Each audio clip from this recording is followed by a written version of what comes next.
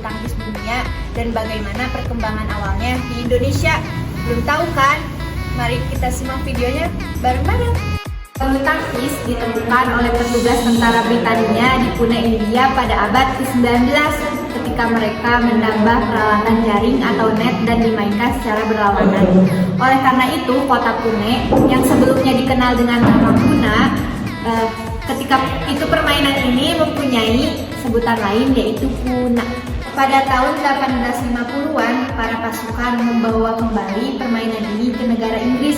Pada tahun 1877 ialah pertama kalinya rancangan peraturan ditulis oleh klub badminton Badge. Pada tahun 1893 dibentuk Asosiasi Bulu Tangkis di Inggris.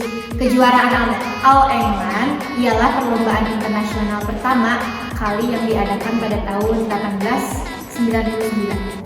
Masuk ke Indonesia sebagian karena orang-orang Belanda membawa olahraga ini dan pelajar-pelajar yang pulang dari luar negeri setelah menuntut ilmu. Hal ini yang membuat olahraga bulu tangkis bisa populer dan digemari di masyarakat. Sekitar tahun 1940, cabang olahraga bulu tangkis banyak disukai oleh seluruh lapisan masyarakat hingga pelosok negeri. Namun, untuk cabang olahraga ini baru menemukan organisasi setelah 3 tahun diadakannya PON pertama di Solo tahun 1984, tepatnya tanggal 5 Mei 1951. Perkembangan bulu tangkis di negara Indonesia tidak bisa dipisahkan dengan pertumbuhan bangsa Indonesia saat zaman sebelum revolusi fisik, gerakan kemerdekaan, hingga saat periode zaman Orde Baru. Kalian tahu gak sih kalau di bulu tangkis itu ada 8 teknik dasar dalam bulu tangkis? Yang pertama itu ada pukulan servis. Untuk memulai permainan pukulan servis bertujuan untuk memasukkan shuttle ke area lawan secara diagonal dan digunakan saat memulai permainan.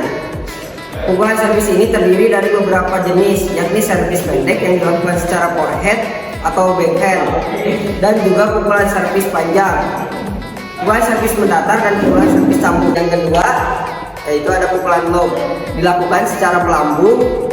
Pukulan lob merupakan pukulan melambung ke arah atas dan shuttle nantinya akan menukik dengan tajam ke bawah di area lawan.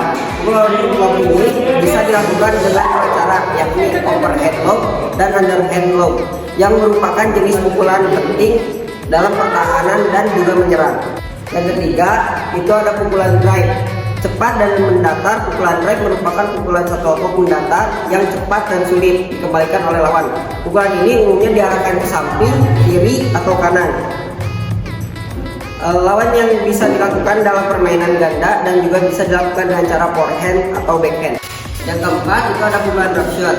Pukulan drop shot adalah pukulan untuk menempatkan shuttle secepat dan sedekat mungkin dengan net di area lapangan lawan yang termasuk dalam cara bermain bulu tangkis untuk pemula. Untuk melakukan ini, drop shot membutuhkan keterampilan dan diusahakan supaya shuttle jatuh secara tajam ke bawah. Pukulan drop shot ini juga bisa dilakukan dari atas atau ke bawah. Yang kelima, smash. Smash adalah pukulan cepat dan keras serta menukik menuju ke area lawan. Pukulan smash hampir serupa dengan pukulan lob. Namun, jika dalam pukulan lob, shuttlecock dipukul ke atas, dalam pukulan smash, shuttlecock dipukul secara tajam menukik dengan cepat, yang umumnya digunakan untuk menyerang. Yang keenam, ada forehand. Teknik pukulan forehand dilakukan dengan mengarahkan bola ke titik terjauh garis permainan lawan. Teknik ini mengandalkan pukulan kencang dari garis belakang yang disebut clear shoot. Biasanya forehand dilakukan untuk mendapatkan kesempatan membangun strategi. Yang ketujuh, backhand. Backhand adalah salah satu teknik yang sulit dilakukan. Teknik ini membutuhkan koordinasi yang cepat dan tepat antara lengan, bahu, serta langkah kaki. Tubuh bagian atas harus diputar dan tangan yang memegang raket berada di posisi dekat dengan bahu.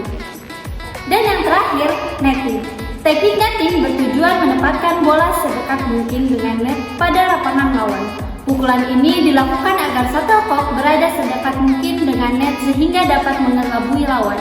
Setelah menyimak video tadi, kalian jadi tahu kan apa itu badminton dan apa saja teknik dasarnya. Terima kasih telah menyimak video kami. Semoga materi yang disampaikan dapat bermanfaat bagi teman-teman semua. See you guys!